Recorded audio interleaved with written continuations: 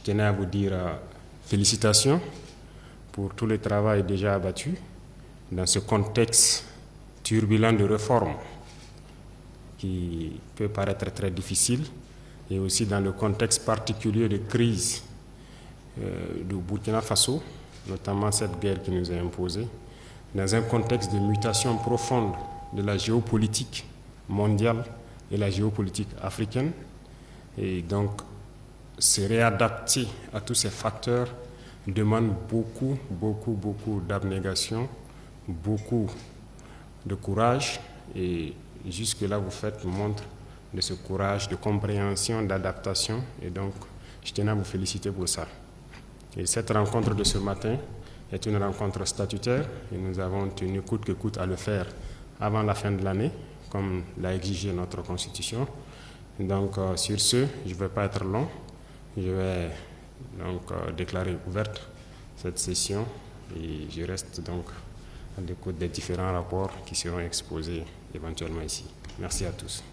Conformément à l'article 131 de la Constitution, nous avons l'honneur de tenir cette rencontre statutaire, moment privilégié de dialogue entre l'autorité garante de l'indépendance du pouvoir judiciaire et le Conseil supérieur de la magistrature.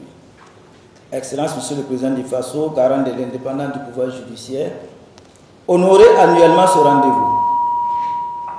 Malgré les lourdes charges inhérentes à la conduite de l'État, illustre l'importance que vous accordez à la justice, considérée à juste titre comme l'un des piliers essentiels de la République et une condition sine qua non d'une paix sociale durable.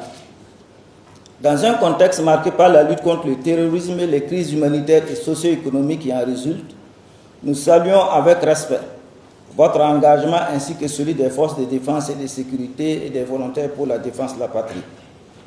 Nous rendons également un vibrant hommage à nos populations, dont l'engagement indéfectible et la résilience face aux épreuves témoignent d'une force collective admirable et d'une détermination exemplaire. La reconquête du territoire et la préservation de l'intégrité nationale représentent des impératifs majeurs auxquels la justice se doit de contribuer, en veillant à la consolidation des institutions républicaines et à la sauvegarde de notre souveraineté collective. Excellence, Monsieur le Président du Faso, garant de l'indépendance du pouvoir judiciaire, Mesdames et Messieurs, la présente réunion constitue une belle opportunité pour dresser le bilan des défis relevés, examiner les rapports soumis à notre délibération et tracer ensemble des perspectives encore plus prometteuses pour l'avenir. S'agissant du bilan des activités menées, de novembre 2024, date de notre dernière rencontre, à octobre 2025, le CSM a accompli l'intégralité de ses missions statutaires, atteignant un taux d'exécution de 100%, conformément aux nouvelles orientations exprimées par la société burkinabé. Les décrets requis ont été adoptés avec célérité, renforçant ainsi l'efficacité institutionnelle.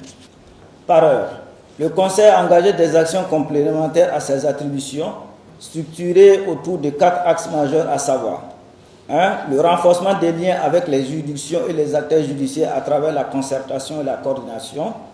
2. Le rapprochement avec les populations par des initiatives de sensibilisation et une communication institutionnelle.